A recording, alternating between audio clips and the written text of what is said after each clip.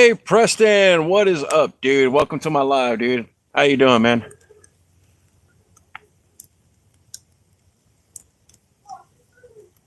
Just got a little fire going on, doing a little live. We're gonna talk about maybe some possible tarp setups, this, that, and the other. I'm doing good, doing good.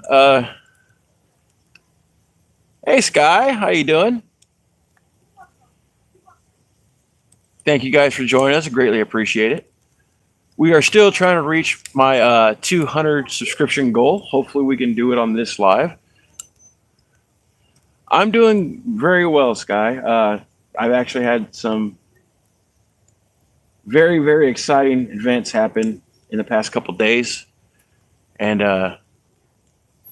it's pretty good. I appreciate it, Preston. Absolutely, bud.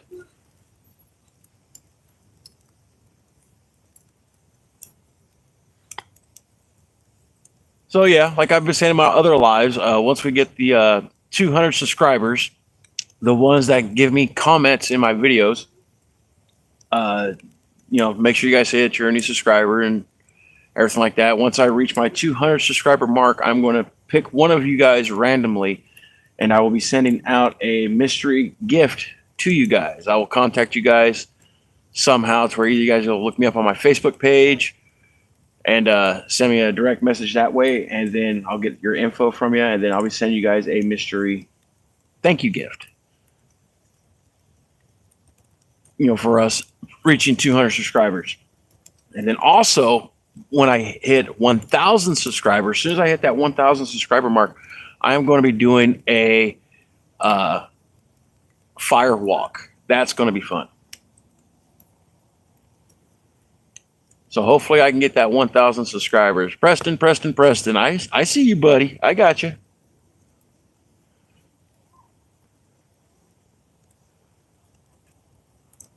So for all of you that are here, let's pan over real quick. How's everybody doing? As you can see, I do have a tarp shelter set up. It's just a strictly lean-to right now. I do have a little bit of a ground sheet to where I could lay on that. You might steal your sister's iPad. Hey, cool. Hey, whatever you got to do, and make sure, if you steal it, make sure you leave me a comment in one of my videos saying that you're a new subscriber. And then I'll make sure I'll do my best to pick you guys randomly. But what I'm going to do when I pick you all randomly, all the ones that comment, I'm going to write your guys' names down. I'm going to put it in a hat and then draw it. Boom. And whoever the winner is, the winner is. I'll do a video on that too. Let you guys know.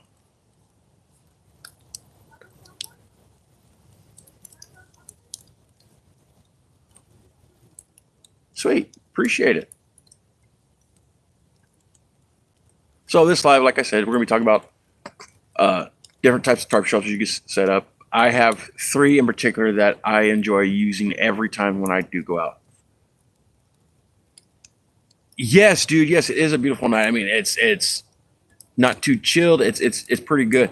I was actually thinking about going up to Lake Russell maybe tomorrow night. Not sure. Fishing off the dock. I got some light up bobbers I wanted to try out, and also want to try. Give me 1 second. I'll tell you about that. His arm. I want to try out my spring fishing, not spring fish pole. Excuse me. Spring trap fishing setup, to where I can use a green tree, bend it over, and set it when a fish bites the hook and the bait, it automatically sets the hook. It's more or less a passive fishing method instead of an active fishing method. Now, Sky with Carson's arm is doing fine. We actually have an appointment to go get it checked out Wednesday. So hopefully, I don't think it'll be coming off, but I think it'll be getting shortened down. But he's doing pretty good. Right now, he's actually inside the house right now, and he is playing some video game. I'm not sure exactly what it is.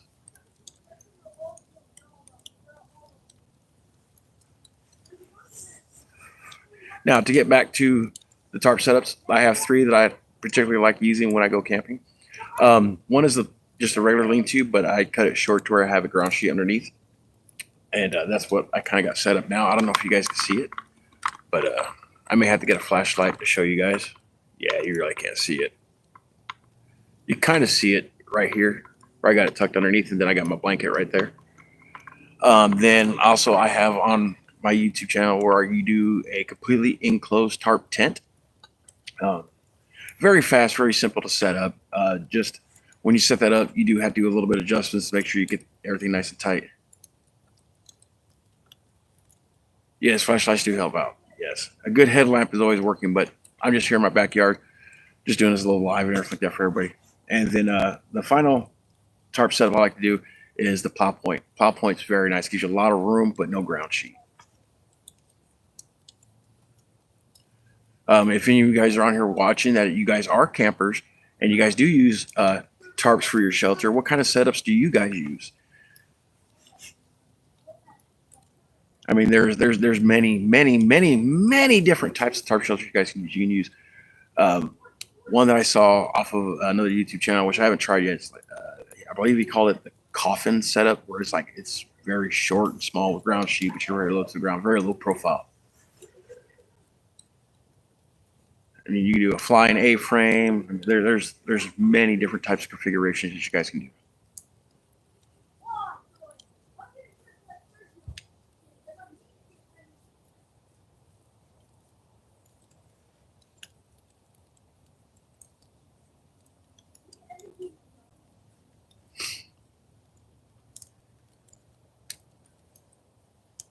Also, I had a buddy of mine, since I got some white pine trees right here behind my property. He got sick, and I was telling him, says, you know what? So you should drink yourself some white pine needle tea. And most people don't know that white pine needle tea actually has 4 times the amount of vitamin C than a glass of orange juice. Oh, give me 1 second, be right back, guys.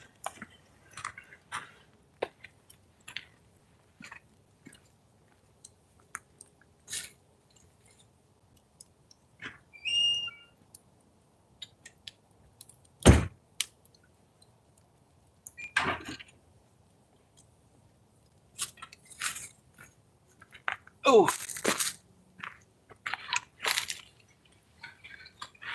yes, sir. Yes, sir. Yes, sir.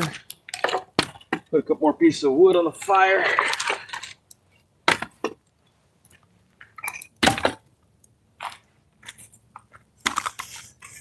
All right, I am back. No, I don't drink beer, bud. Sorry. I'm not a beer drinker. I'll drink beer every once in a while, but not for me. I like coffee and tea and all that stuff. That's just me, though.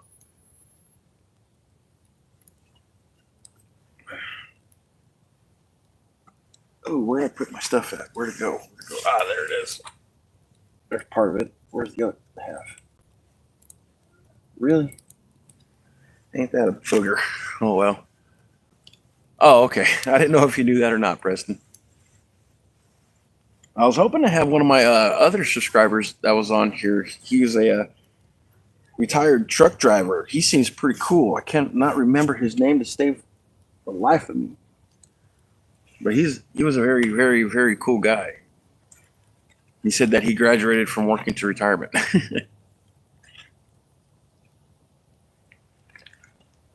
Oh, Lord have mercy.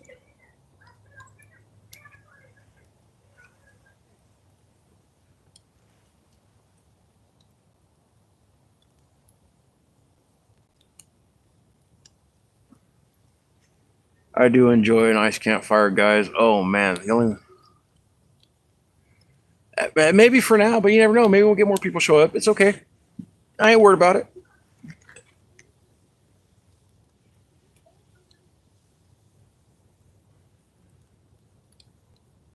I do have a few friends over in the UK that watch my stuff and try to get on my lives, but for them, it's a different time for them, and usually right now they're asleep, and usually they'll chime in the following morning and say what's up, this, that, and the other.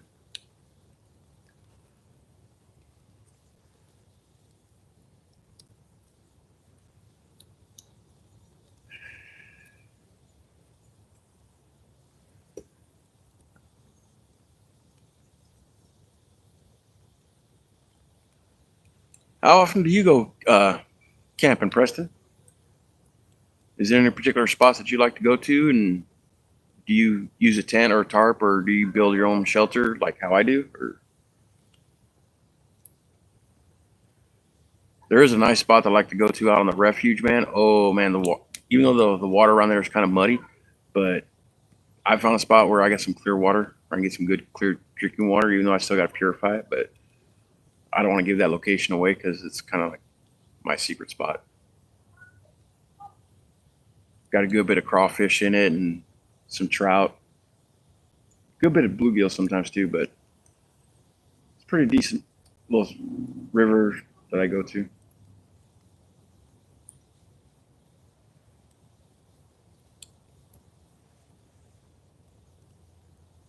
Still hoping we get that 200 subscriber mark, man, because I'm very excited for whoever wins that gift prize. And I don't want to give it away and tell you what it is because it's a mystery gift. It's a mystery gift. What kind of fishing spot are you looking for? You want like trout or just whatever will bite?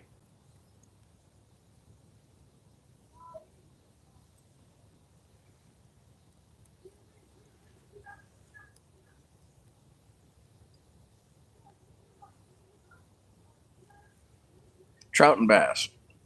Well, I know a good spot for trout fishing.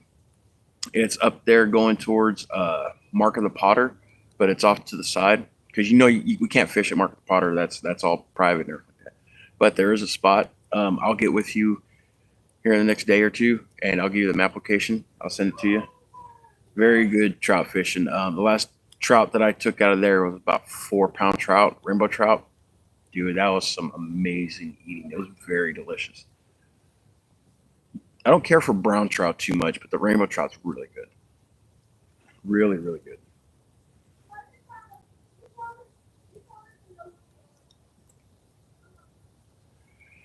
Catfish. The best spot that I've been able to find catfish is actually in Lake Hartwell, um, right off of Jeekins Ferry. I'll go out there where the boat ramp's at, and then I'll walk about maybe like 200 yards off to the left hand side. Got a lot of rock and fallen trees right there. Gotta be careful because it does get snagged a good bit, but I've gotten some pretty decent sized catfish there. Some pretty decent sized catfish.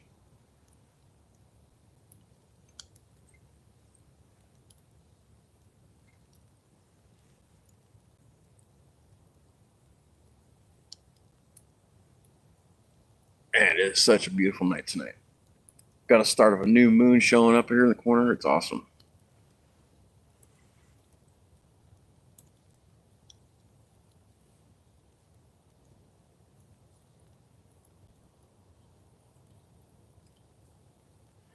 And I know they're not on yet, but Sticks, hey buddy, how you doing? Just want to give you a little shout out. You're doing great on your channel. Um, when you go out camping, do you use tarps or is it just strictly debris shelters that you build or whatnot? Let me know. And if you use tarps, what configuration do you use? And with Life's a Hobby, I know you use tents a lot. I've seen a good bit of your videos. But have you ever used a tarp for shelter or have you ever built a debris shelter? Let me know down in the comments. And wherever Chris is at from Black Spruce Survival, that's my buddy that we team up with. We do challenges with each other. We got a challenge that we're waiting for warmer weather to come out to do it with because he's up in Alaska and he's getting a lot of heavy snow. And we're actually making our own pine pitch glue, which I already have the video done and everything like that. I'm just waiting for him to get his done to where we're going to upload it at the same time and whatnot. The whole challenge is we got to make our own pine pitch glue, like I said. And I sent him a tin with some pine sap and gave him instructions on what he's got to do and how he's got to make it. It's pretty neat.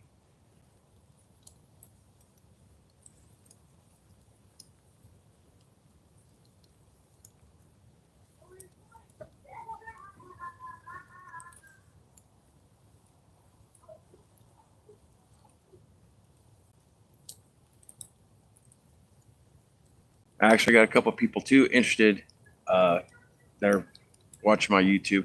They want me to show them hands-on how to make a spring trap as far as to catching like small game like rabbits and squirrels and stuff like that. So I'll be making a video on that, showing them. Yeah, I got a lot of stuff coming up, but it's just getting the time for us the editing and putting it out. So that's why I do the lives, to keep everybody knowing that I'm still doing it, this, that, and the other.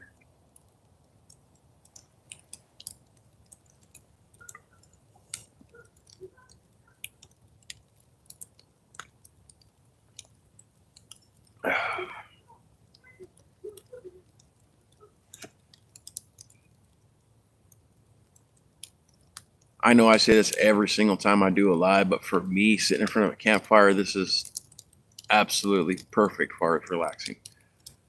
To me, there ain't nothing like seeing the fire dance, watching the flames flicker, just the sounds of the crackling of the wood and everything like that. To me, it's very relaxing, very peaceful. I love it.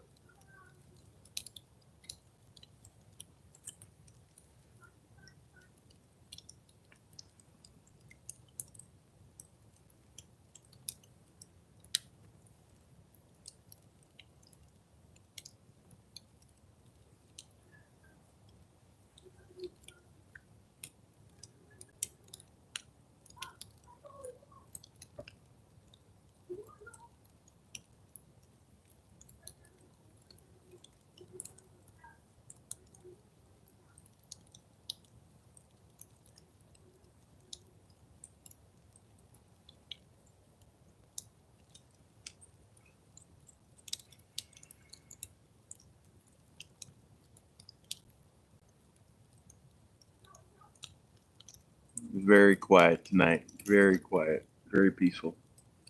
I love it. That's another thing I like about going outdoors and camping. It gets you back to nature. You reconnect with everything.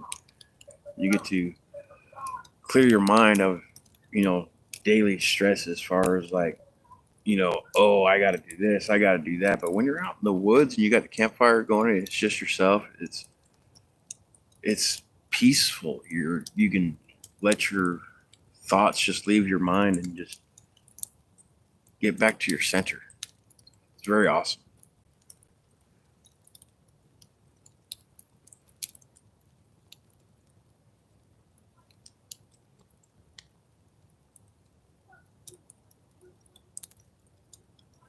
I mean, then again, too, if you go out camping, you got buddies with you too. It's nice to have them around too because you can sit there, cut up around the campfire, tell jokes and stories and stuff like that. It's kind of cool.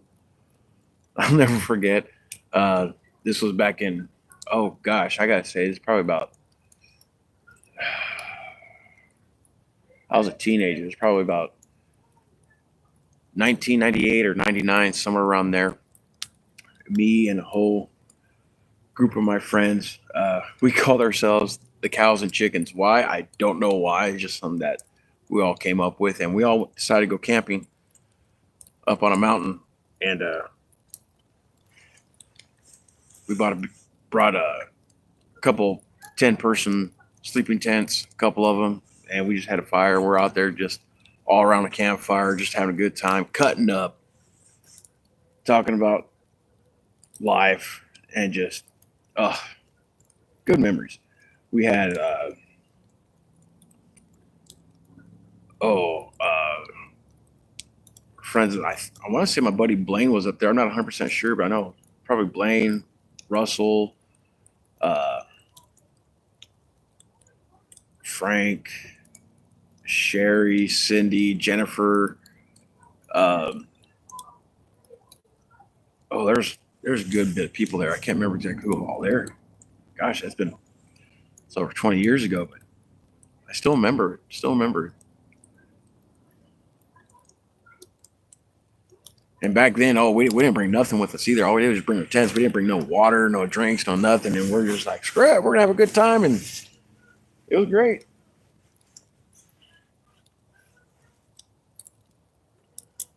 It was great. Had a good time.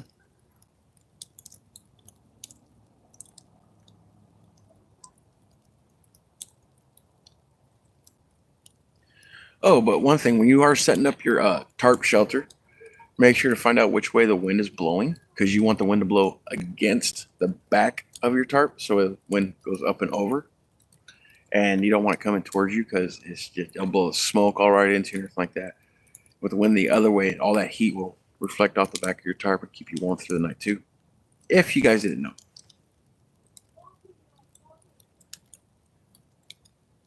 And yeah, I know, Austin. It's one of my little nerdy moments that you said I look like a nerd when I do these videos, but that's okay.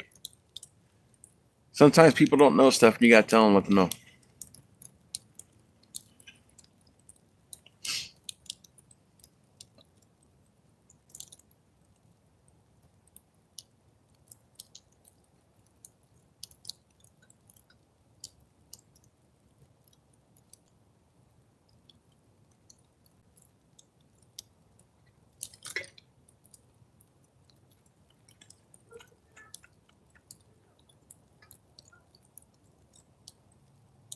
Ain't got nobody in here.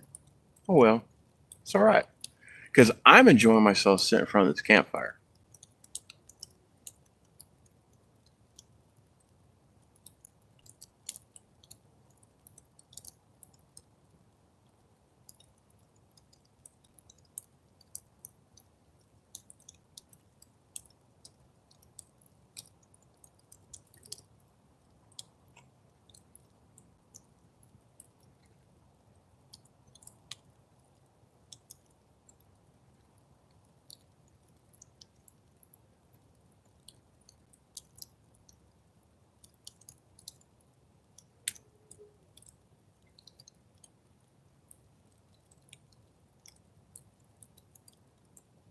I don't know if you're still in here or not, Preston, but hey, if you are, cool, appreciate it, thank you.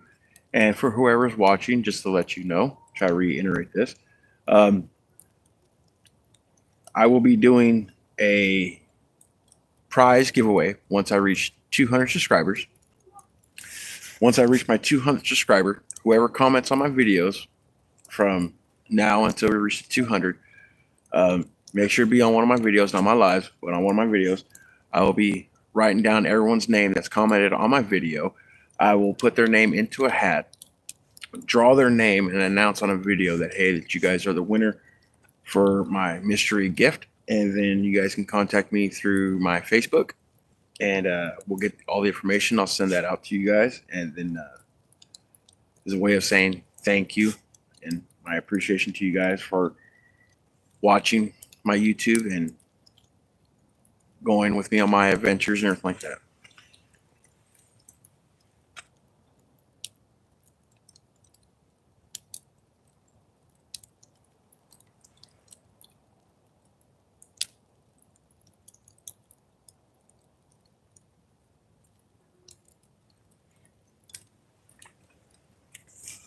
Oh, Lord. One camping trip that I did go on. Oh, man. I went out and I forgot my cookware. As far as I didn't have any metal container to purify water or anything like that.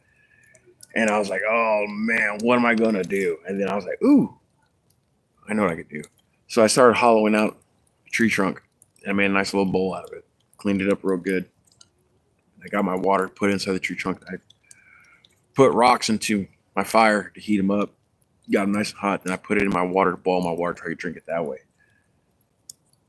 As far as cooking, usually I take like a small cast iron pan or something like that, but I didn't have that. So I was like, man, I'm gonna have to do some stick cooking. So I had a stick, which they do like far as like camps, camp retreats, like little kids stuff. Put a hot dog on a skewer type thing. But I did that with a chicken breast that I did. I got a stick and made 3 prongs on it and flayed it out, put it on there, and hung it over the fire, tried to rotate it. That's how I cook my chicken. And then thank goodness I brought me some aluminum foil because I was able to put my potatoes and a little bit of oil, salt, and pepper, and onions, and some squash and some zucchini in it, and just put that over on pull some coals out from the fire and put that aluminum foil ball on top of that and let that cook there for a little while. And that turned out to be a very good dinner. That's one thing I like about doing the camping stuff, because if you're in a survival situation, I mean, all the skill sets that you learn and everything like that could help out along the way as far as how to cook foods on a fire, purify your water, and, even signaling for help and everything. It's great because you never know. You could be out just going out for people that like to do off-roading, this, that, and the other. You can drive out and now your vehicle broke down. You're stuck. Could be miles and miles and miles away from civilization. I was like, how are you going to get back? Well, this stuff could help out. Now, I'm going to be doing a challenge here shortly once I get a new laptop or computer. Try to get some more power for my editing stuff, make it faster. I'm actually going to go out and treat it like if I was a person going out on a day hike, and all I got is pretty much just a bottle of water, literally just a bottle of water. That's it. And show you guys how to make a shelter, signals for help, purify your water, starting a fire, how to forage and find food and this, that, and the other. And all those are part of the whole skill sets that you guys should get to survive.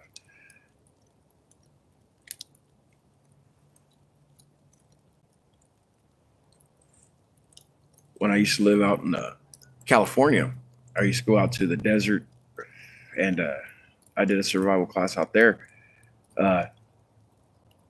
And they showed you how to find water in the desert, as far as digging into the dirt and how to find where the water will be sitting at to pull up to where you get your drinking water that way.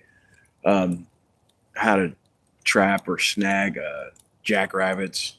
I mean, just a whole bunch of stuff. And the only thing they gave you out there was a knife. That was it.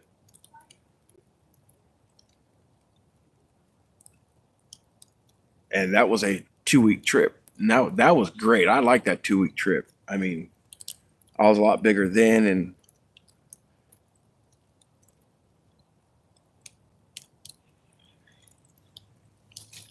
trout and bass. What do you mean for trout and bass? You like fishing for trout and bass?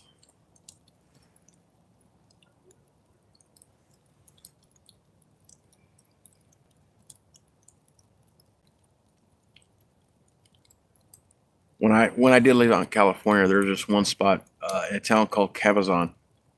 Um, I'm not going to disclose the location, but there was a spot where I hiked back a good ways. I found a little bit of a waterfall, and it had a natural rock formation where it made a cave, and I camped out in that for a few days, and that was awesome. Had good flow, airflow in, and then right at the top of the rock formation was the opening up for all the smoke and stuff can go out. Oh, it was beautiful. Uh, a lot of crawfish in that little spot. Um, some smaller fish. I can't remember exactly what they were because it's been a long time ago.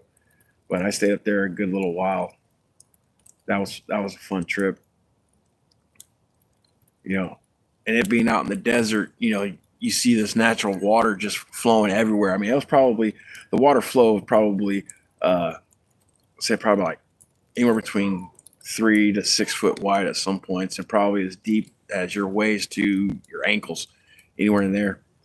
And where I found this waterfall at, it was deep enough to get into your waist, and it was just seeing the sounds and seeing nature, birds chirping, and all the wildlife running around. It was cool.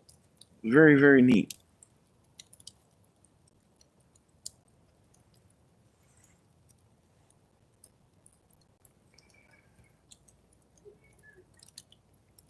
It's about time to put some more wood on the fire. It's starting to get a little low, but it's okay. I don't mind.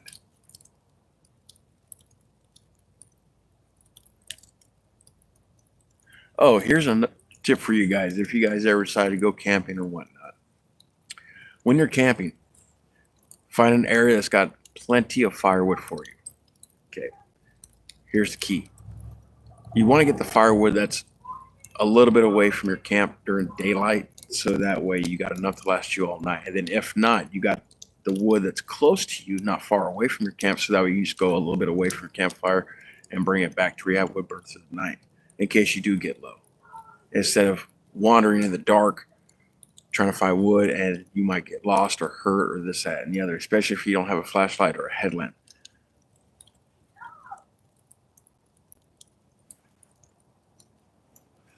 I'm gonna put some more wood on the fire.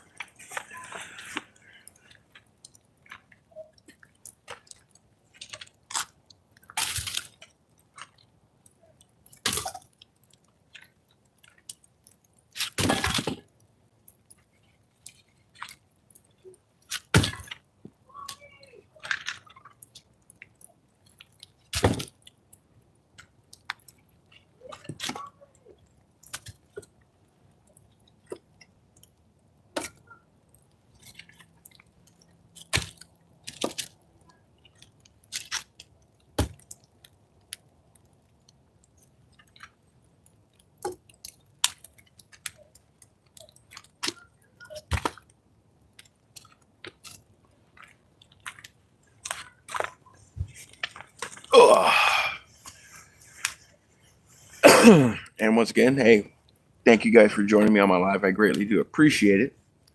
And for any newcomers on here, if you guys subscribe to my channel and leave a comment in one of my already existing videos. Once I reach 200 subscribers, I'll be going through all my videos and writing your guys' names down.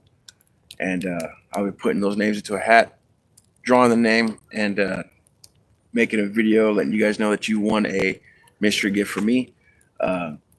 Have you guys contact me through my Facebook to where I can get your information to mail that gift out to you guys. So hopefully we'll get to 200. That'd be great. Hopefully so. And then once I get to the 1,000 mark as far as my subscribers on YouTube, I will be doing a fire walk. And I'm really looking forward to that fire walk. I know I got Sticks Outdoors, Life's a Hobby, Black Spruce Survival, all excited for me to get to that 1,000 mark because they really want to see me do that fire walk. So hopefully you guys will subscribe to my channel, leave the comments in my videos I already have to where I can write your name down, hopefully draw your guys' name as the winner. I'm hoping so. I'm really excited because what I got set up to send out to you guys, whoever the winner is, I believe you guys are going to be very, very happy with it.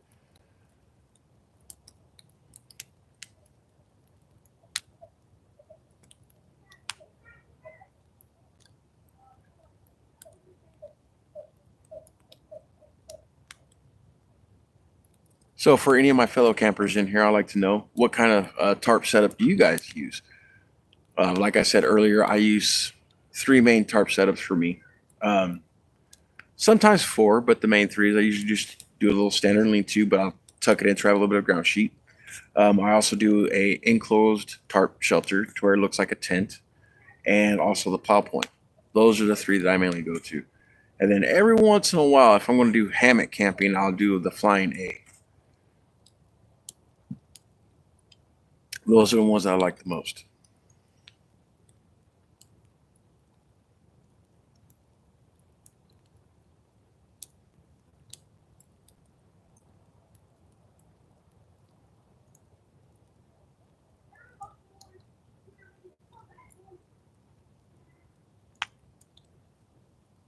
Oh, while I got you guys on here, you guys are watching a very good friend of mine, like a brother. No, he's not like a brother. He is a brother to me. He really is. Um, he got married recently. Philip Firestone. Shout out to you, buddy. And Jackie. Hey, congratulations on your guys' wedding. Very happy for you guys. Um, Philip also has a YouTube. I believe it's called Firestone Forge and Crafts or Crafts and Forge or something like that. Very cool guy. He does blacksmithing. Very cool guy.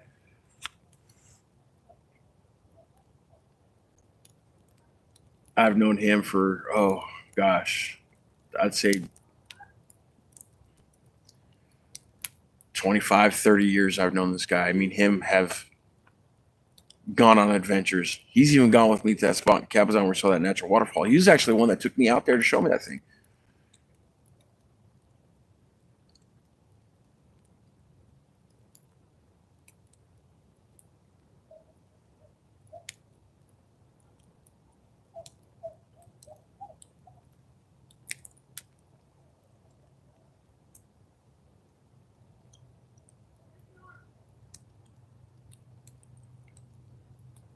Thinking about maybe on my next live, I think I'm going to try to get it set up, try and get Black Spruce to join with me. And we can talk about some different stuff as far as stuff that he likes and whatnot, and stuff that I like. Adventures that we've done. See what's going on with that. Yeah.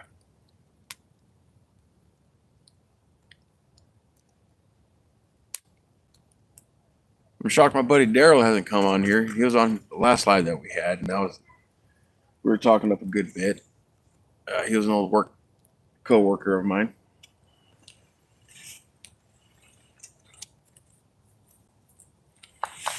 Oh, Lord have mercy. That ain't gonna work. But this will. Yep, that'll work.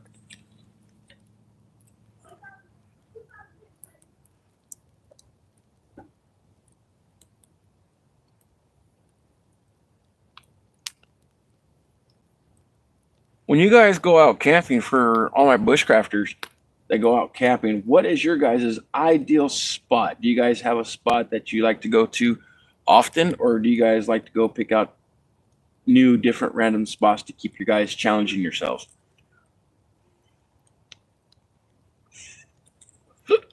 Oh,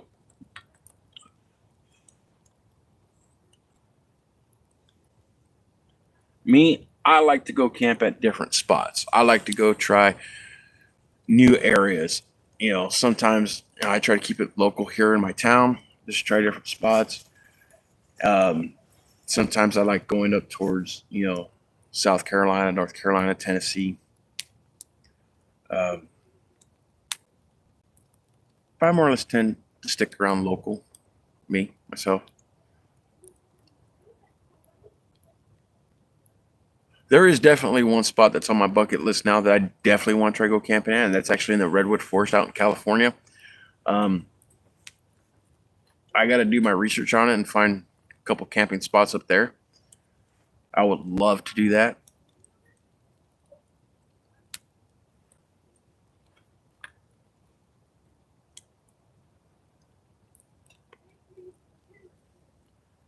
I'm also actually thinking about maybe trying my hand at the TV show Alone.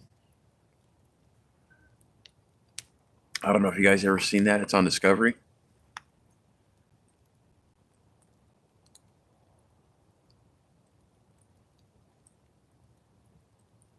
I've seen those TV shows, Naked and Afraid and this, that, and the other, and that's not for me. Sorry.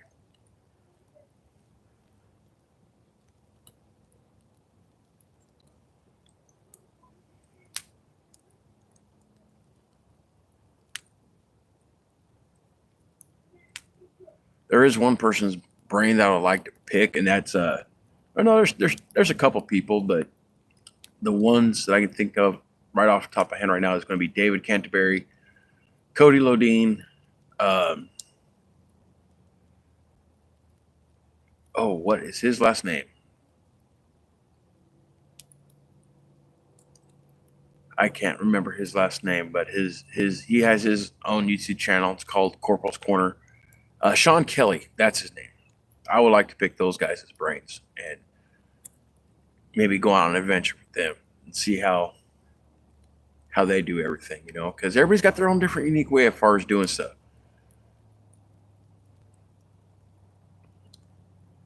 I've had a few people ask me, says, like, you're in a survival situation. What's your priority for you to survive?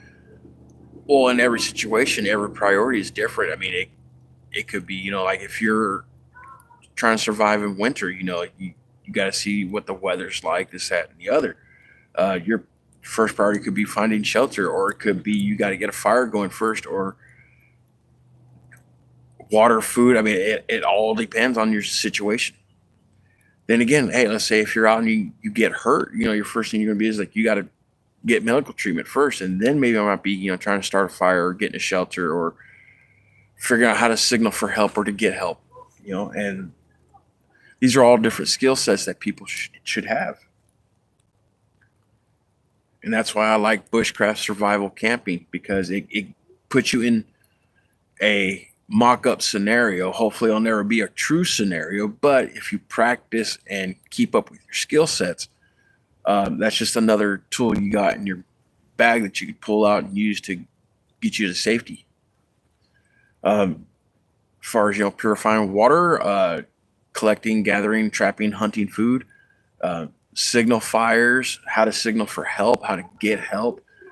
uh, just there's a whole bunch of things. It's crazy. And it's what gets me is there's people out there that don't know how to start a fire. I mean, they don't know how to do a friction fire, or even how to properly build a fire. They think, oh, I just take a lighter and light a log. You can't do that. It won't work that way. You have to start small and build it up to a sizable fire.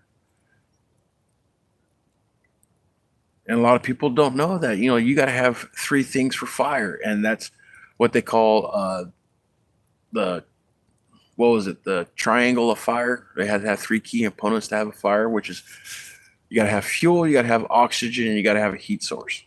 And if you don't have one of those, you ain't gonna have a fire.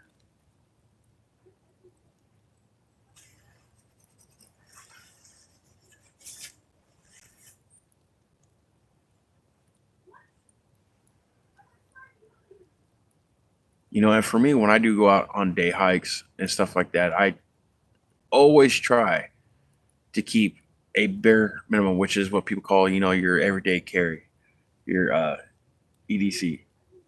And for me, that's at least a pocket knife of some sort, a lighter at the minimum, a lighter, and at least a bottle of water at the very minimum. And I try to keep my shoelaces have paracord on it so that I got some sturdy way of having some sort of cordage. Now, of course, if you do have the skill set, you will know how to make your own cordage as far as natural materials, where it's taking dog bane or tree saplings and stripping the bark off and breaking it up and braiding or twisting your own cordage to where you have cordage, or even using tree roots or this, that, and the other to build and secure a shelter together. There's many different things that you can do.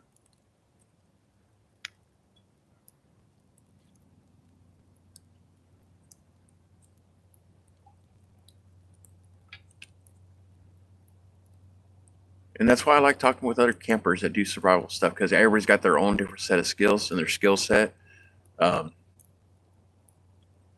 some people are better at more primitive skill sets as far as like making your own like stone axes or stone blades, which I would like to learn how to do for, I believe it's called naping.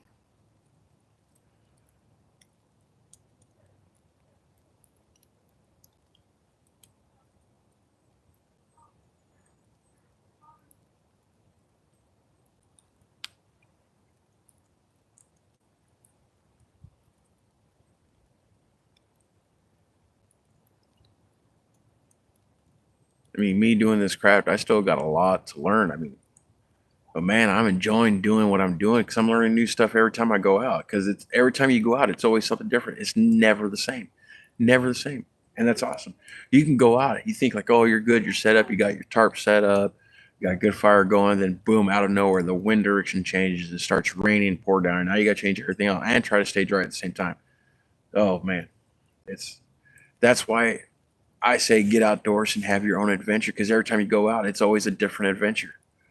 Something new arises. And it's a good way to challenge yourself too, to make sure you keep your skill set honed.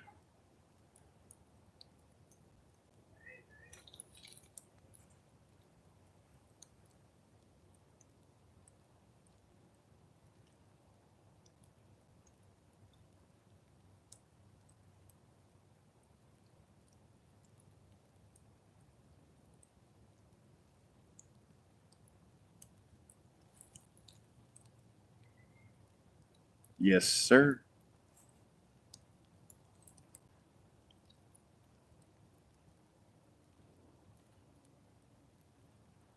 I did get inspired by Sticks Outdoors. He showed us on one of his videos how to make your own pine tar.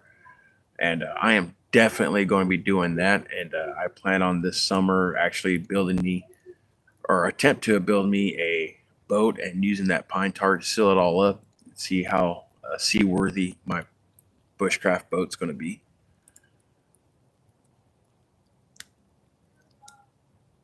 I've never built a boat before. I've seen it done. I've never done it myself. I've seen one person to where they took their tarp that they had for as a shelter, and they're like, "Hey, I see smoke on the other side of the lake," and they actually took trees, uh, cut them down, heated them up, bend them for their basic shape, and then use the tarp as the skin for the boat, wrapped around their tied together, and make it across the lake, make their own makeshift paddle, doing that. And that was great. That was awesome. That's something that I was thinking about trying, but I actually want to try my hand at building a full boat, just a one person boat, just see how it works. Probably like a canoe style type, like.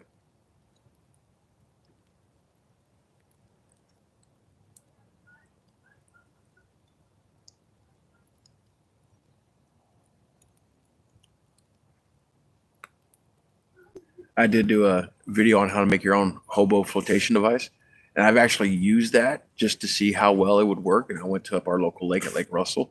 I went over to the other side of the lake where there's a campground, jumped in there, used my hobo flotation device, and actually was able to make it across the lake just using the hobo flotation device and using my legs to kick to get to the other side, and it worked. Yeah, I lost some air, but you do that scoop motion, put the air back into the pants, made it across. So if you're not a strong swimmer, hey, that's something. Check it out. Something you might use one day. Hopefully you don't, but it'd be nice to know how to do it if need be.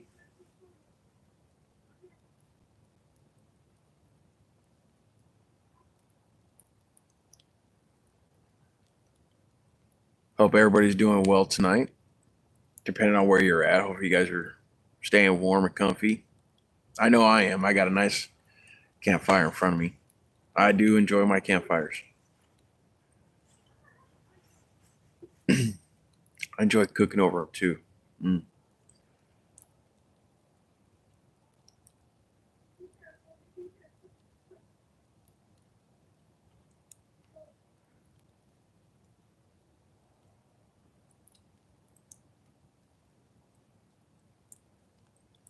Got 2 likes. That's awesome. Hey, if you guys are joining the live, please give me a thumbs up. I greatly appreciate it. Uh, you know, Let me know how you guys are doing. If you guys have any questions, just drop me a comment. I'll answer it best I can for you.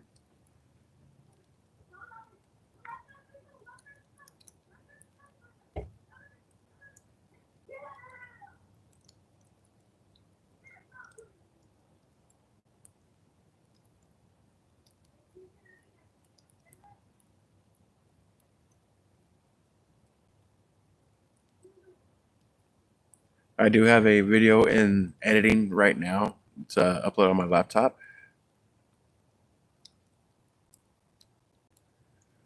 Okay, well, as far as what's my favorite thing to cook on a campfire? Answer me this then, so I can be a little bit more specific. Are you talking about over a open fire in a Dutch oven that you sent me, or are you talking about far as in a pan? Give me a little bit more details. Because so far with the Dutch oven that you sent me, I have cooked the chili, which you saw me cook. I have done bread in it. I have done a whole chicken in it. I have done beef stew in it. I have done a few desserts in it. But if it's strictly over a open fire, hey Preston, welcome back. Far as a open fire, if it's just straight open fire, and I don't have any type of like a grill or something like that, I like doing like a chicken breast on a stick or steak. I even done hot dogs, but I think the most adventurous thing that I've done was actually a uh, a nice steak where I didn't have a grill and I got a log that had a stick sticking out of it, about like this. If this was your log, you had a stick sticking out here, and I actually skewered the stick this way, cooked it for a while, got it, flipped it, put it back on, cooked the other side with my seasoning stuff, pulled it out. Oh, it was delicious. Very delicious. Just a little bit of salt and pepper, and that was it. Good. I mean, you can also cook a steak straight on the coals, which they call it a cowboy steak. Let it cook, flip it over, and then when it's done cooking, you just scrape off all the coals and whatnot. That's good too.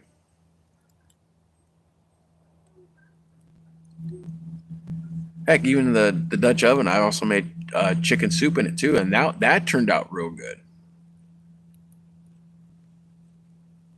S'mores, yep, s'mores are good too.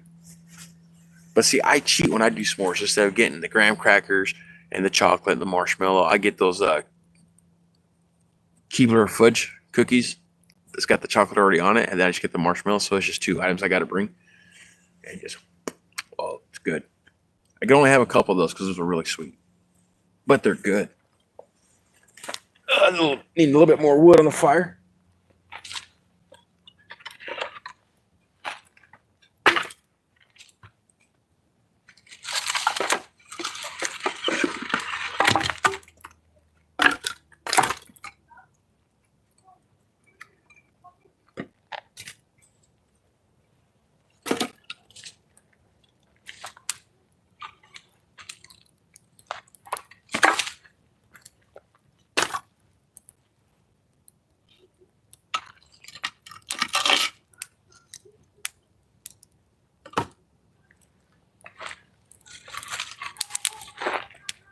A little more wood gives us a little bit more light. See everything a little bit better.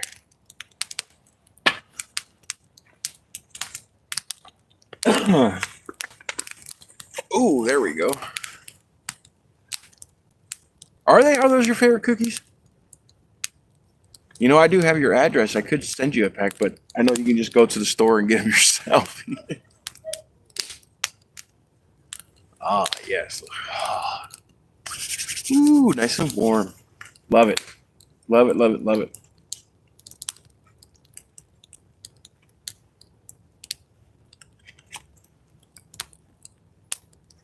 Yes. We have light. It was getting a little dark there. Sorry, guys.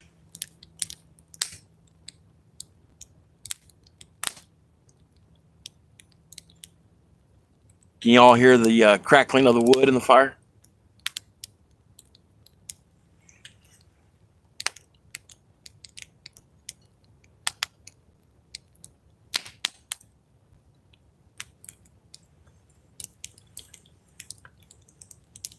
Ooh.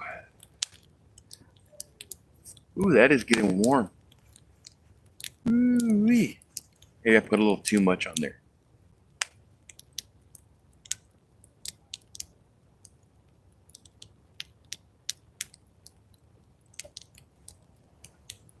I may have to back up a little bit. I think I will. Just a hair. Ooh, just a hair. Just this to see more of my shelter. Hey, Alex. She did it again. Did what again? The dog pissed my bed again. Sorry. Go ahead and change laundry over from the washing machine, put it in the dryer, put your sheets on. Mom said that there should be another sheet around, but I don't know where she put it. I don't know where it's at either. And I say that we just throw that other one away because the one that's covered in blood and I don't want it. I can get that out. I'm talking about there's a hole in it. I understand that. I can fix that. Whoa. Under my tarp shelter. Love it.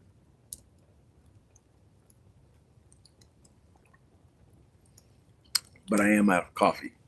Dang it. Maybe I'll make me some cowboy coffee. I don't know. It is kind of late. Maybe I should, because I'll probably be up all night.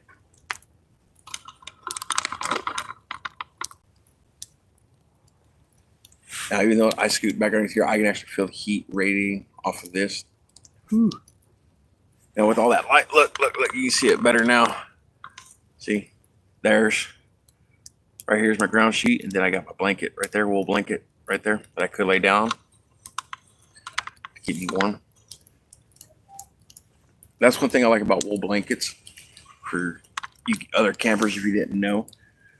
Wool blankets will keep you warm even if they are wet. Of course, you have to wring them out, try to get as much water off as you can, but still, they'll keep you warm even if they are wet. Granted, it's not ideal, but it'll help keep you warm.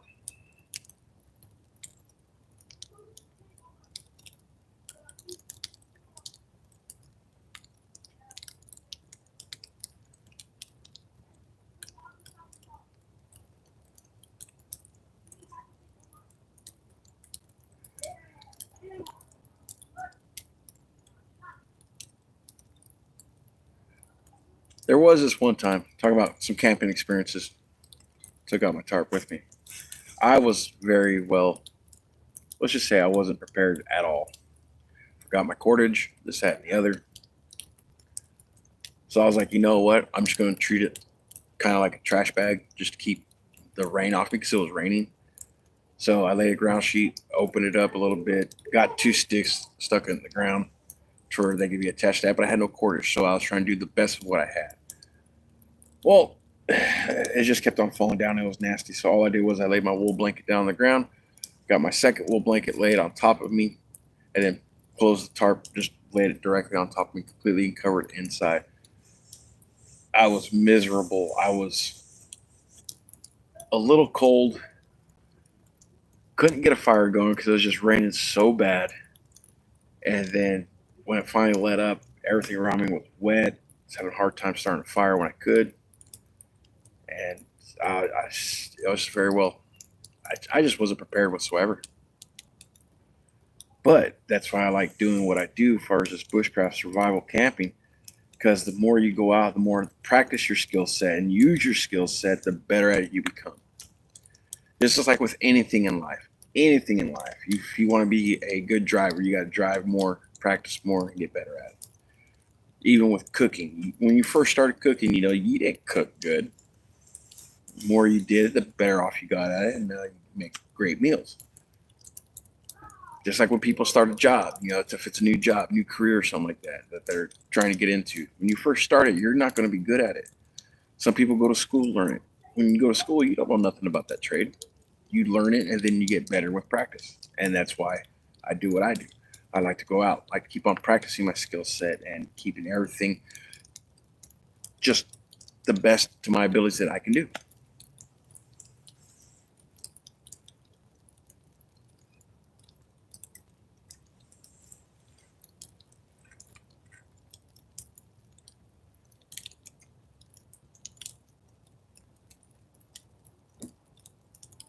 And you know what?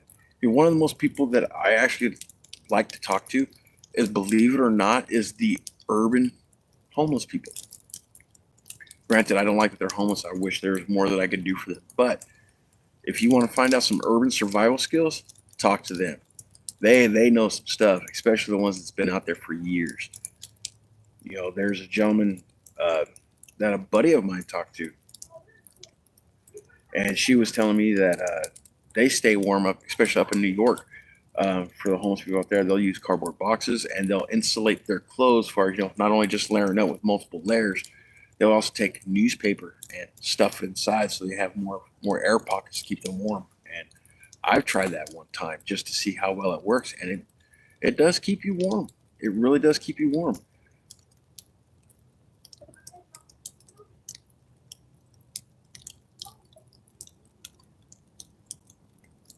Also, ways they keep warm too is, they'll get, a lot of people together, huddle up and, basically hold each other, to stay warm, using each other's body heat.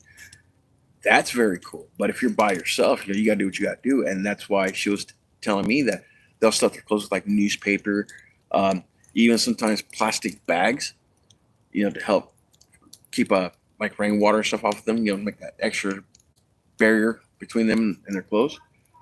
It's very neat.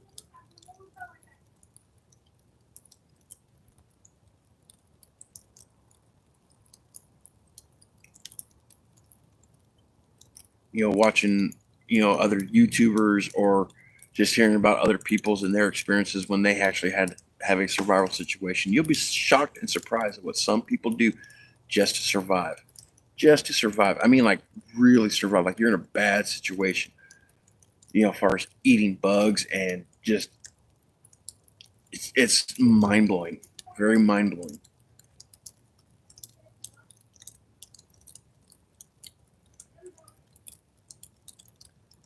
I've eaten a few bugs in my life. Crickets. Yeah, they're not my favorite at all whatsoever.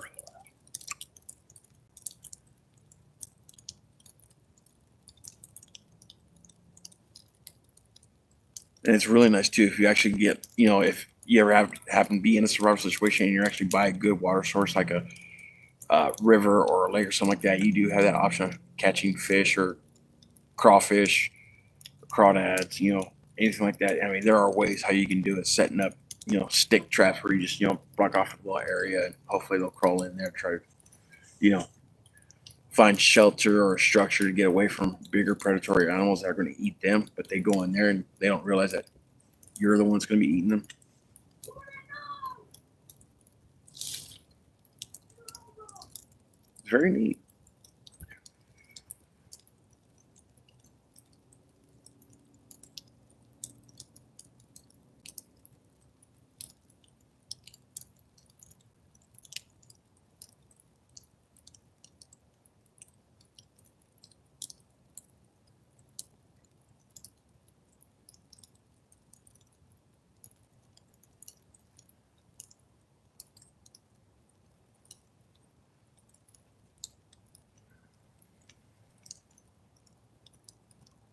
Oh, we've been doing this for about an hour. We got 2 likes. I appreciate the likes, guys. And gals, whoever watching, give a like. I do appreciate it. Thank you. And here's a thumbs up right back at you guys.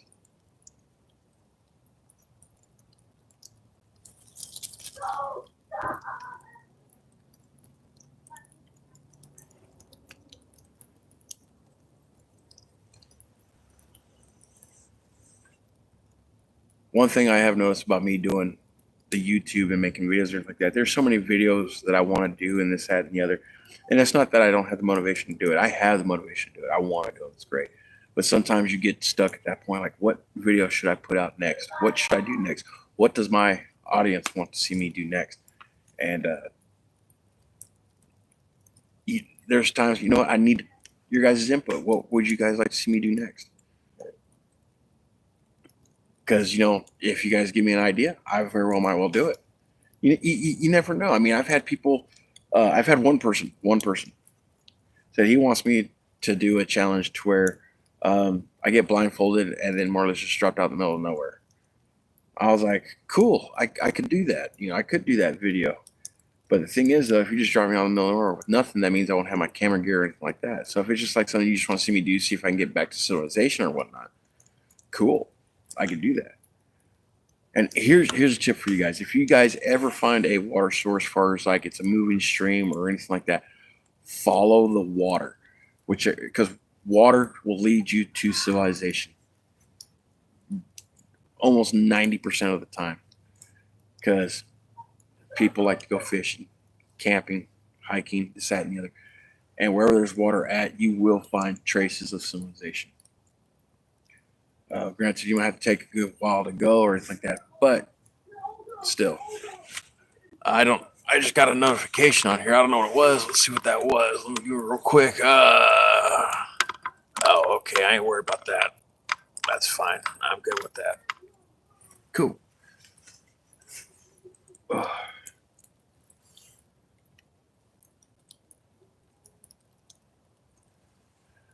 Oh, man.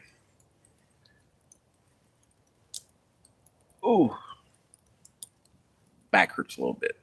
I think it's just the way I'm sitting in the chair. Oh, here's a little secret for you guys. For you guys that are going camping, just remember, it's going to suck. Because a lot of people think, oh, I'm going camping, it's going to be like just like if I was at home. No, it's not. It's not. As long as you know that it's not going to be like 100% comfortable, your camping experience will be better. Because you may end up having to sleep on the ground instead of your nice mattress bed. You ain't going to have all the luxuries of home. But if you put in your head that it's not going to be perfect, you realize, hey, that you're not going to sleep 100% comfortable. You may toss and turn this, that, and the other. Your camping experience will be a lot better. Because there's been times when I gone out camping, and I usually take with me 2 wool blankets. Usually, depending on the weather, I'll just use both wool blankets to keep me warm and build me a nice leaf debris bed and lay on top of that. But if it's not too cool out for me to make myself a little bit more comfortable, I'll take a sewing kit with me, which I usually take with me when I go out camping anyways. I'll take one of my wool blankets and I'll stitch it together to where it makes like a sleeping bag kind of setup. And I'll stuff that full of leaves, grass, whatnot. Give me a nice debris bed that I know it's not going to flatten out everywhere and make it nice and thick. I mean, it could be anywhere between 12 to 18 inches. And once I pack that, I can lay on top of that. And that keeps me up off the ground so I don't lose any body heat to the earth. Because the earth is bigger than you. And it'll draw the heat out of you. And then I'll just take my other wool blanket, fold it over, and lay it on top of it. And that'll keep me warm through the night, even with my tarp shelter, get that radiant heat flowing down on top of me. Oh, man.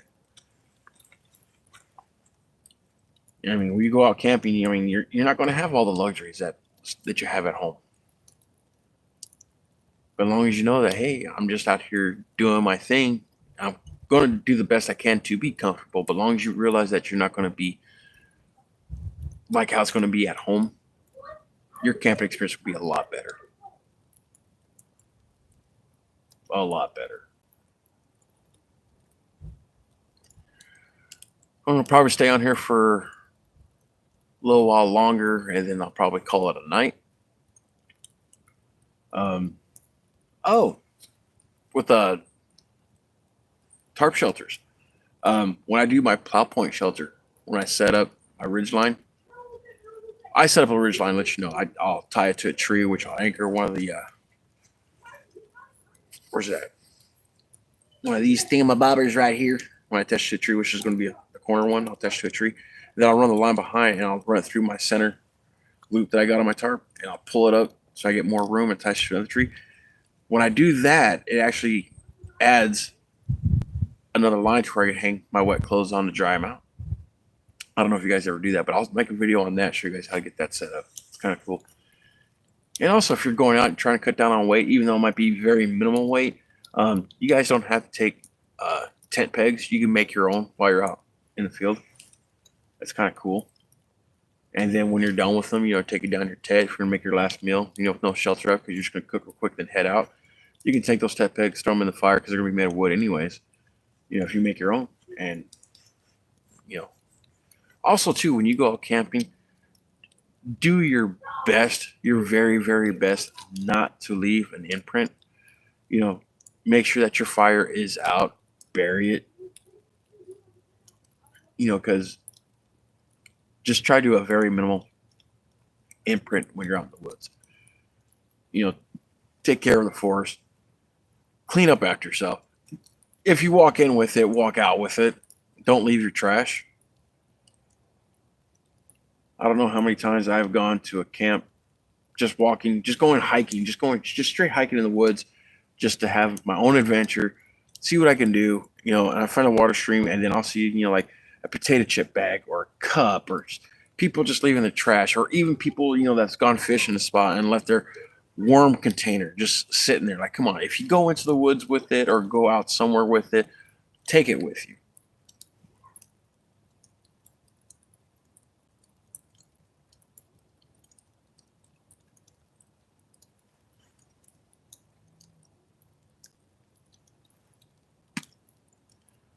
I don't know how many. I wish more people were like that, but there's some people out there that just don't care.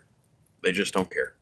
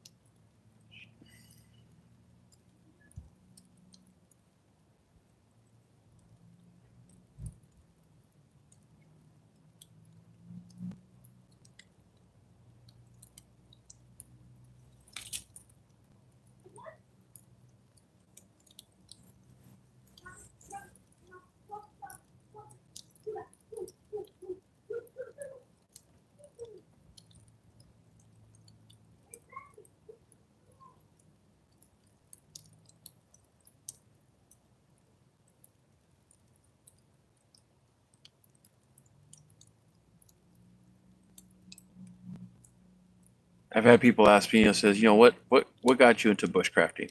And for me, what actually got me inspired to doing bushcrafting was a book that I read in school. It's called My Side of the Mountain. Just seeing this kid, making it, hollowing out a tree to be his home. It was just, wow. I don't remember much about the book. I think I'm going to pick it back up and reread it. But that's what got me started in doing bushcraft. Some people I've talked to too, that there's an event here in Georgia. It's called Georgia Bushcraft. They have events. I think it's in spring and in autumn. And the last one that I went to, I've asked people why they started. It says they just like being outdoors. They like the camping, and meeting new people, and talking about just camp.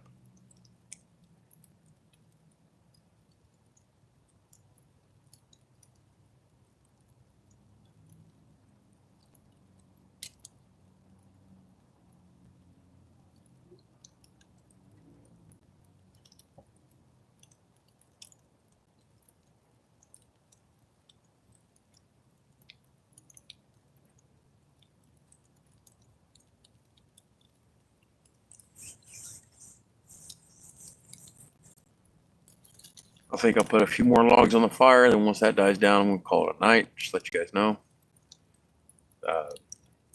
Hopefully I get my 200 subscribers soon, because I'm really excited. I hope to get you guys that gift prize. Really, really am. Like I said, I gotta get that 200 subscribers. You guys gotta leave a comment on one of my existing videos so I know who you are, so that way I can make a video drawing your guys' name.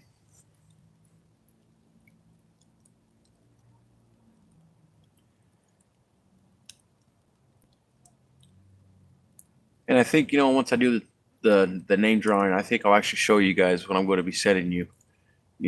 If you guys, are my subscribers, it's the only way it's going to count. You guys be a subscriber, and you got to comment on one of my videos. Not my lives, but one of my existing videos, because I'm going to go back through all those, pick out a person, draw their name through a hat, and send you guys that thank you mystery gift. But I think I'll, when I reveal the name, who the winner is, I think I'll show you what the prize is.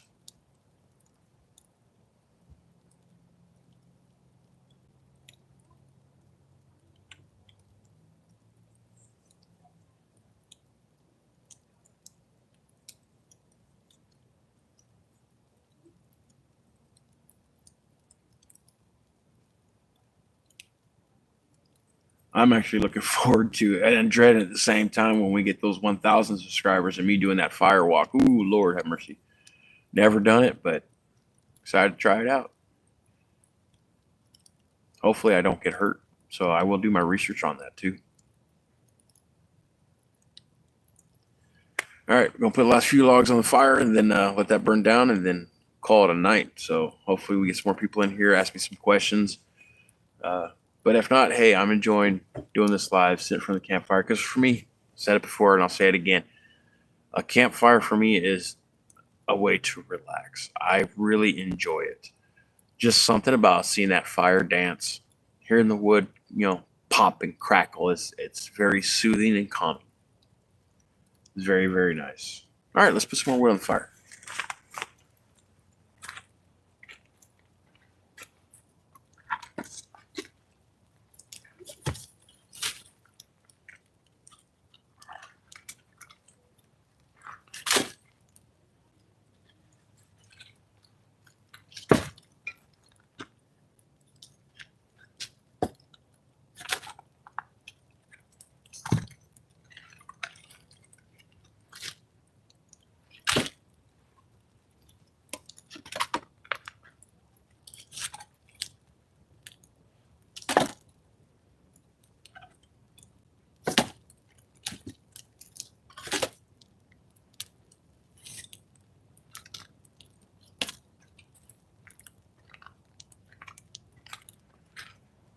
All right, that's the last of my wood that I got to put on this fire.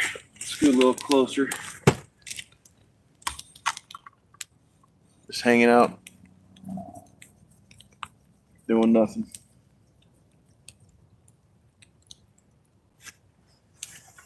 Trying to stay warm on this little cool night. It's not too bad, but it's still cool.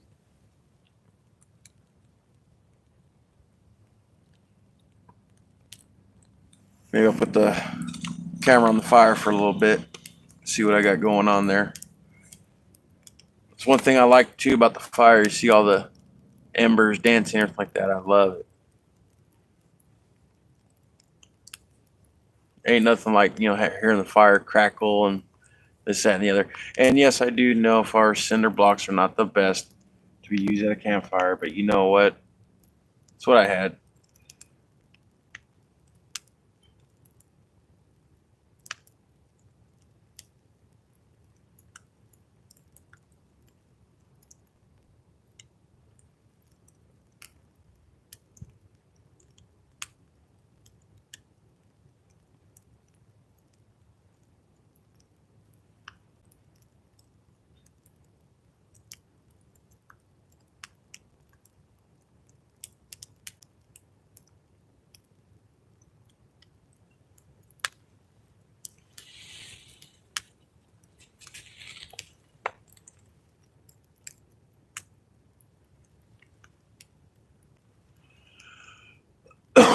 Oh yeah. Fire going good now. People popping in, popping out from my live. It's okay.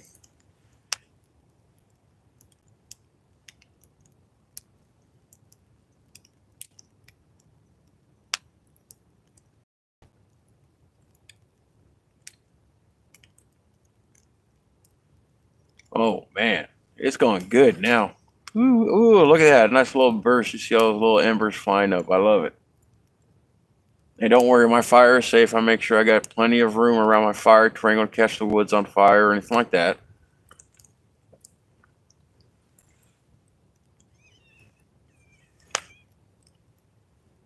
It's just, I enjoy it. It's very great. Fire is not a toy either, everybody. If I got some teenagers and whatnot watching this, fire is not a toy. You need to respect it, because if you don't watch it, you can get out of hand real quick.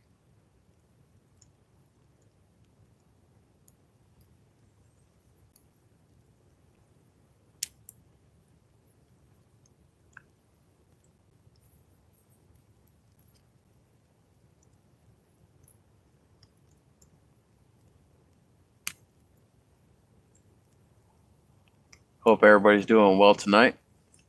Checking this stuff out. Join me for my live. For those that have joined me, greatly appreciate it. For all my new subscribers that subscribe to my channel during my live, thank you, appreciate it. Don't forget to leave a comment in one of my existing videos. So once I reach those 200 subscribers, I could put your name into a hat, draw your name, hopefully, and you guys will be winner of a mystery thank you gift, which I'll have you guys contact me through Facebook, so I can get your information and get that sent out to you guys.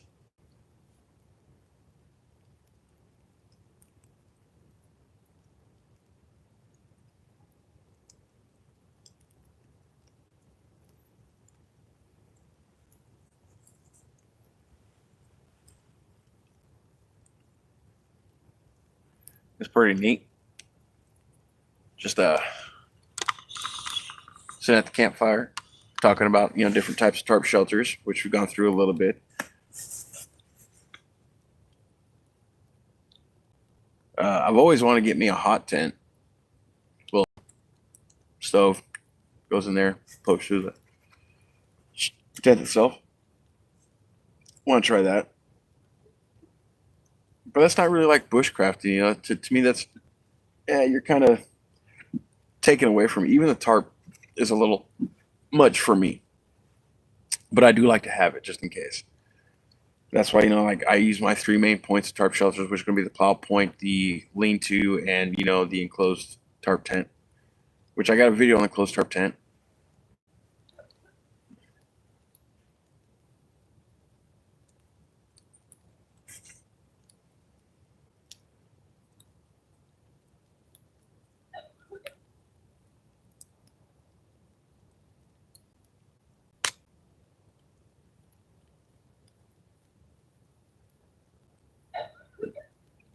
It is what it is, guys.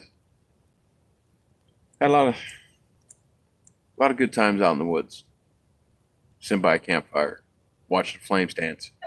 Just me being me by myself. It's kind of cool.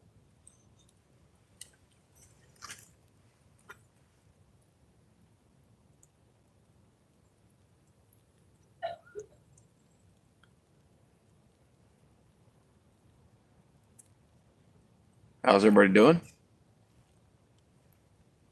Hey, welcome. Bye. See you later.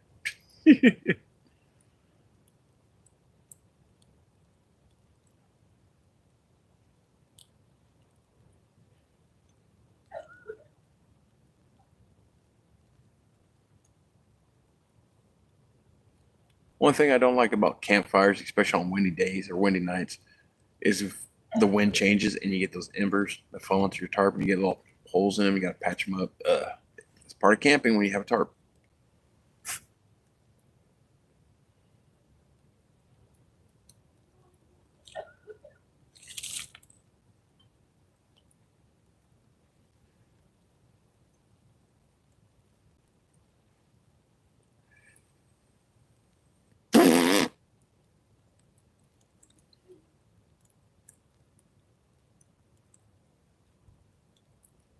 never forget the joke my boy told me. I know it's kind of off topic, but you know what? He came up to me. It was a while ago. He goes, "Dad," I'm like, "Yeah." He goes, "What's Mozart's favorite fruit?" And I was like, "I don't know what." He goes, "Banana." Crazy kid.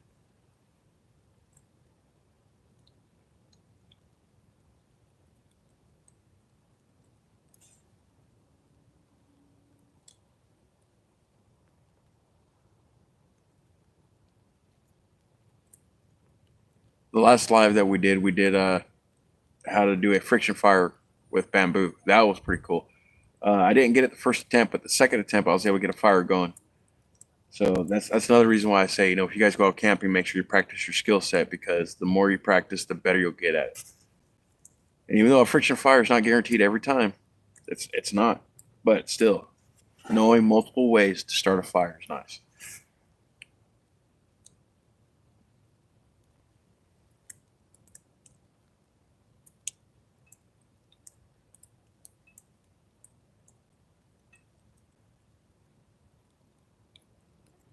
The first time I ever attempted the bamboo fire saw, man, I was tickled pink when I saw that ember going and seeing the smoke going. I was so excited because when I first saw it, I was like, "This, there's no way that this will actually work. It won't work." And then when I actually tried it myself and seeing it working, oh man, that just inspired me more. Like, I got to practice this more, get better at it. Same thing with the bow and drill. I've done bow and drill a few times, and it's to me, for me, the fastest easiest way. This is just me now. The fastest easiest way for me is the bamboo fire saw, but you can get a fire started with a bow and drill. Now, hand drill, where you take it and you're rubbing your hands together, going up and down, you know, putting that pressure on it. I have not gotten a fire started that way yet. Maybe I'm just doing something wrong. Or no, I'm definitely doing something wrong. Just what it is, I don't know yet. So maybe I'll do a video on that, and then maybe you guys can give me some tips and pointers on how to get it done.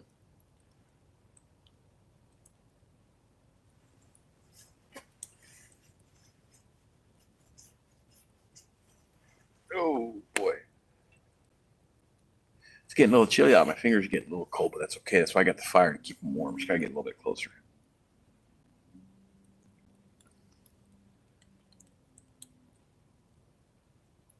So yeah, I know I'm just more or less getting started on this YouTube stuff. I know I got, you know, last time that I checked, I had like 170 subscribers, I think it was, which is nice. It's very nice to have those subscribers. I greatly appreciate you guys, you know, subscribing to my channel.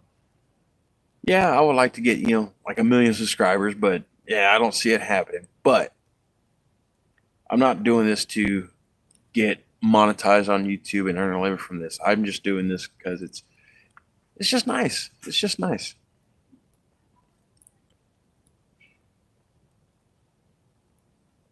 I'd like to share with you guys my adventures and my experiences and my knowledge. It's it's it's to me it's kind of cool because when you learn a skill set, it's nice to share that skill set with other people so they have the knowledge too.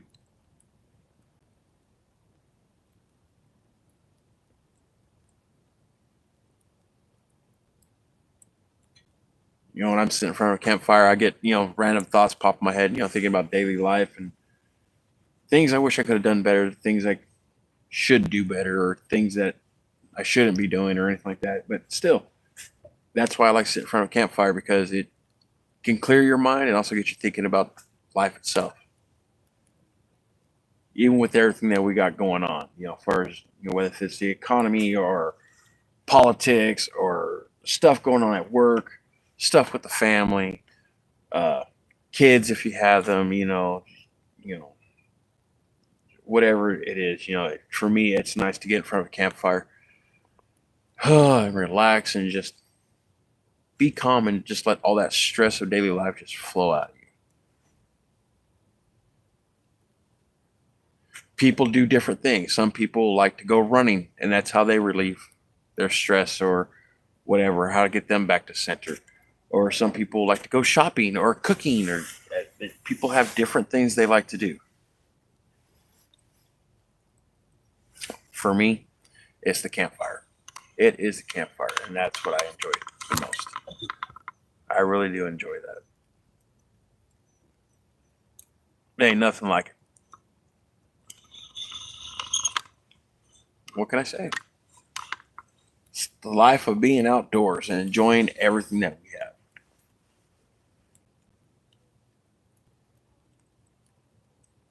Camping also too, you know what? It also makes me feel grateful for what I do have. Because I know there's a lot of people out there that have less.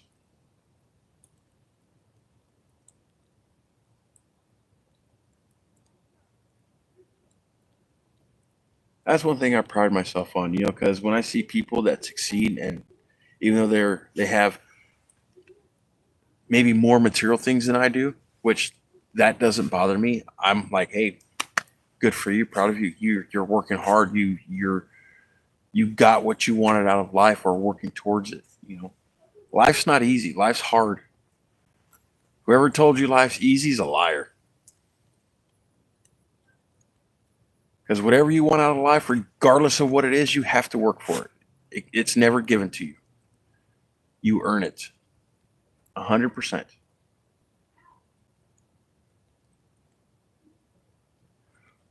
Whether it's you want that next promotion at your job, or you want to buy a car, or whatever, it's nothing's handed to you. You work for it, you earn it.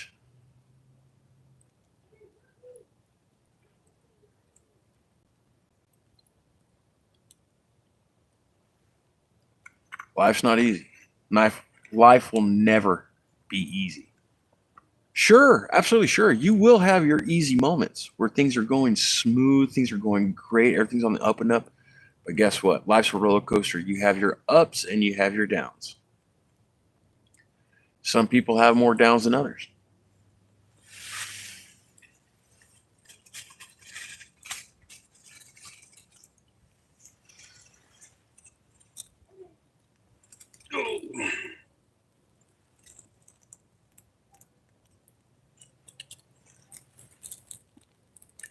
Woo, fire. And everybody has regrets in life, and that's okay. People do bad things. People mess up. But the best way to grow is to learn from your mistakes.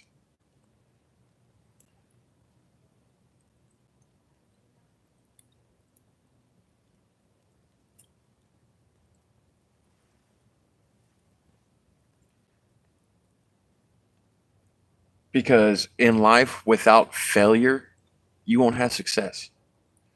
You will not learn anything in life unless you fail at it.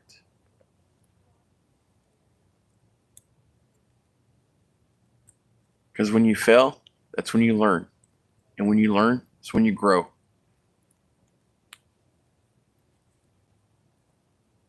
Never stop learning. Never stop learning.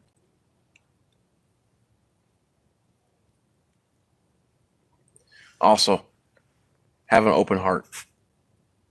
Because if you have an open heart, for me, life's easier. Who cares if people, what they've done in their past? Everybody, like I said, everybody messes up. As long as they learn from it and grow from it, hey, everybody can be better. Anybody can change. Anybody can be successful.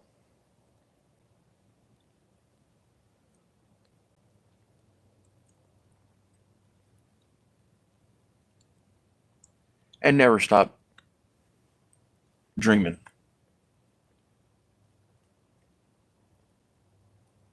Always set your goals a little bit higher once you achieved your goal. Like, say, if you're, as an example, one goal is like, oh, I want to buy a car. Okay, well, you bought your car. Now what? Let's set another goal. Let's achieve that goal. Just keep on pushing yourself, getting better and better and better.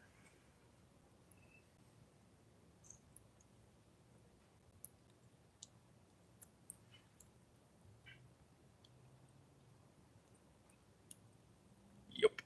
That's what you got to do.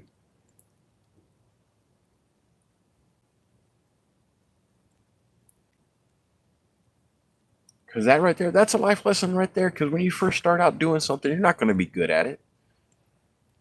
You're not. But the more you do it, the more you practice at it, the more you stick with it, the easier and the better you become at it.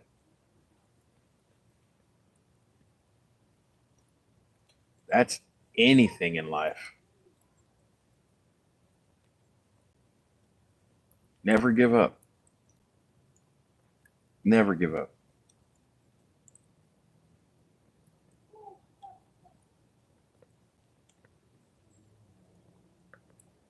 Never.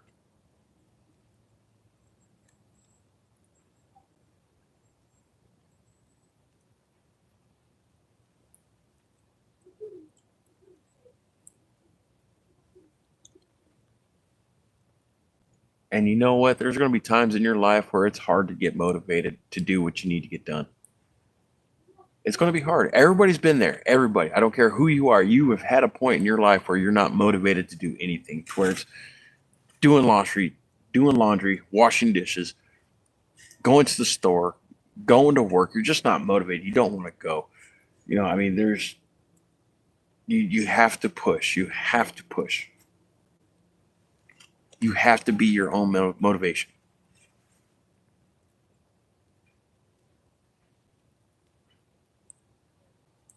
Yeah. And I said it before, life's not easy. I don't know why I got off topic, but you know what? This is something it's in my head right now and I want to talk about it.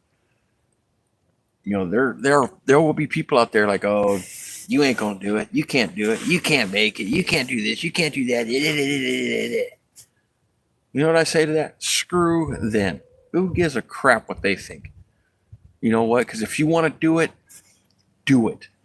Give yourself that motivation. Say it and prove them wrong. That's even better. Proving them wrong. Ooh, ain't nothing like that. Someone wants to see you fail and they see you succeed. It'll make them more. It'll set them worse. I tell you what.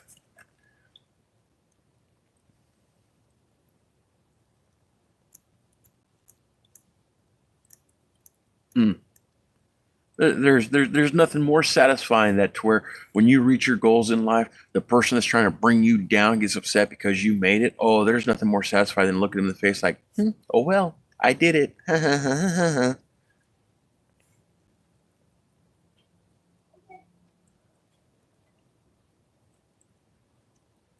Those moments in life where you actually reach your goal, where someone said, no, you can't do it, you ain't gonna be able to do it, you're not gonna make it. Those are the points in life where I like to literally just be like, gotcha, bitch. I did it. And you didn't drag me down. I kept on going.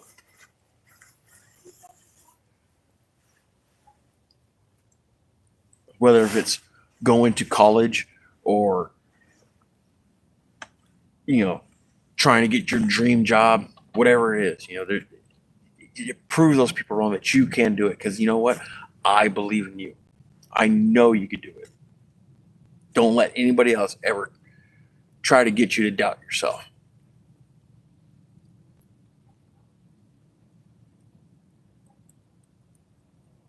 Because in life, especially, for people that, I don't know how to say this, but you know what? When people are praying and they ask God, oh, please help me this, you know what? God doesn't give you anything. He gives you the opportunities to do the things. Like when you ask God, hey, please give me the courage to do this. He doesn't give you the courage. He gives you the opportunity to be courageous.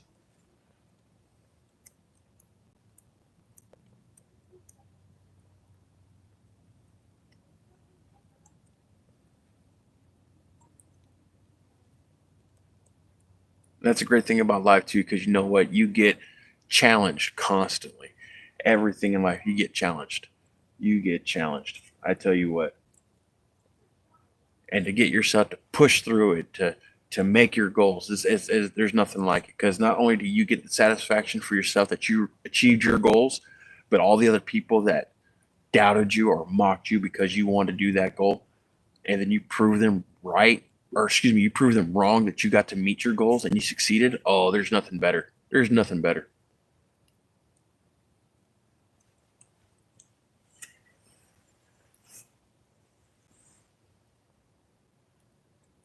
especially when they say that, like, you're not going to make it, you can't do it,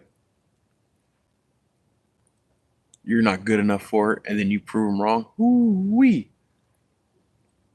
It's absolutely great. That's why I do my best, try to encourage people. If they have a goal, even if people talk down to them about it, you're like, oh, you can't do that. What are you thinking? You can't do that. You ain't gonna be able to do that. No. Give them what they need to hear sometimes. Because it's just a great feeling when you succeed. It's just absolutely fabulous. It's great.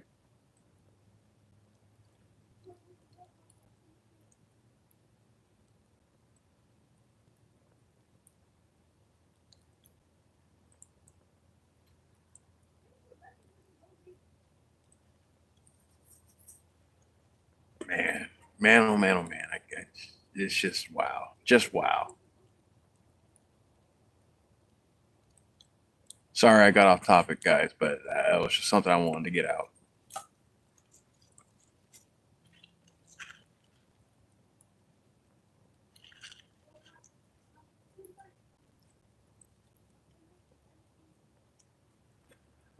Oh, Lordy. But the fire's dying down. We'll let it finish out. Probably be out here about another half hour or so. But for all you guys that have joined me on my live, I greatly appreciate you guys coming down, checking me out, asking some questions, writing some comments, interacting with me. I truly, truly, truly appreciate you guys. I really do. Thank you so much. And you know what? I know I haven't put in a lot of content out as far as my adventures, this, that, and the other, but you know what? Sometimes life gets busy. Sometimes we do have to step back, prioritize. But the great thing about it, it's life. Life itself is its greatest adventures because you never know what's going to happen. You can plan for things to happen. Oh, yeah, it's going to happen this way, but rarely do they ever do.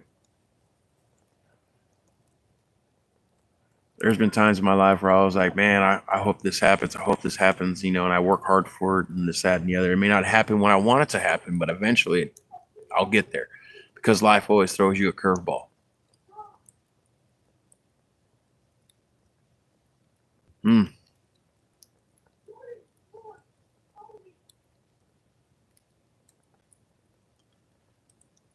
But on an ending note, guys, just remember, life's never easy. Life is not always about fun. Sometimes there are times where you just got to buckle down, work hard, and do things that have to be done.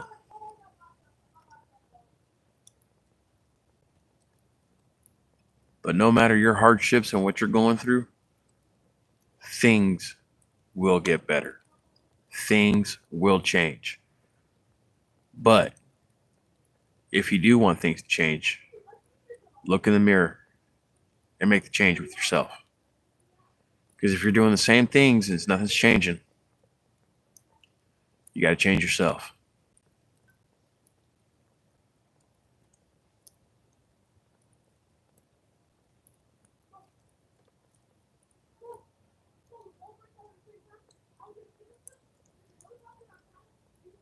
But guys,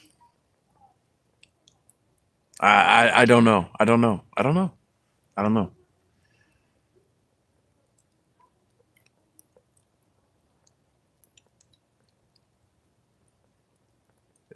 Life's just crazy sometimes.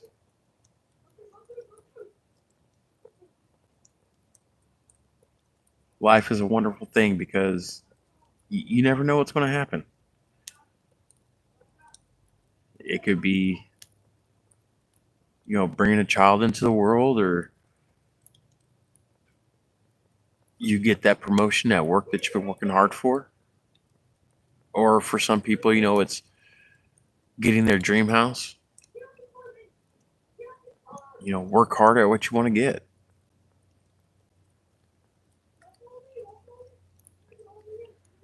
Sometimes even too, it's that secret crush that you didn't know had an interest in you, that you had a crush on for a long time. It finally gives you the time of day. life's crazy. You never know what's going to happen. Or even, a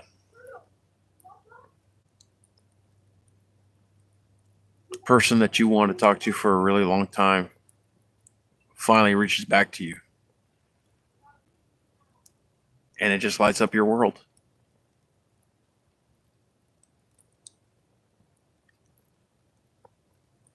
But never start fighting for what you guys want. Never stop. Because if you don't work at it, it's never going to happen. Boy, I got way off topic on this live. I really did. That's just because I think of things that happened in my life here recently. And I'm glad it happened. I really am. Because now I have an opportunity to be a part of something bigger. And I'm very happy and ecstatic about it.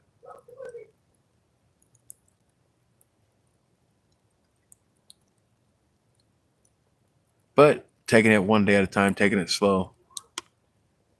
And I'm hoping that it turns out how it turns out, how I'm hoping it'll turn out.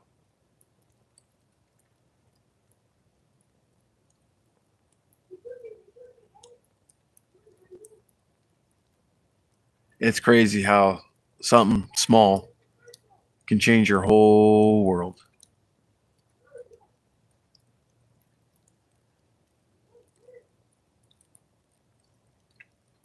But anyways, guys, I will be making a video on quite a few different tarp setup configurations. As far as, stealth camping, low profile camp setups with tarps, and all that. But until then, guys, thank you for coming by. Thank you for being a part of this, helping me grow my YouTube channel. Listen to me vent sometimes, or this, that, and the other. Just being part of my whole experiences and all my life's adventures. But until next time, guys, please get outdoors, have your own adventure, and just enjoy it. Just enjoy it. So, yep. All right, guys. Y'all take care. Thanks for stopping by again. And until next time, get outdoors, have your own adventure. Y'all take care. And don't forget that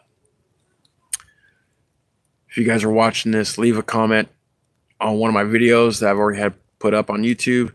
And once we reach those 200 subscribers, I will write your guys' name down, put it to a hat, draw a name. I'll make a video of it, and have you guys contact me on my Facebook. And I'll get your guys' information, this, that, and the other. And we'll go from there. So you guys take care. Get outdoors. Have your own adventure. Bye, guys.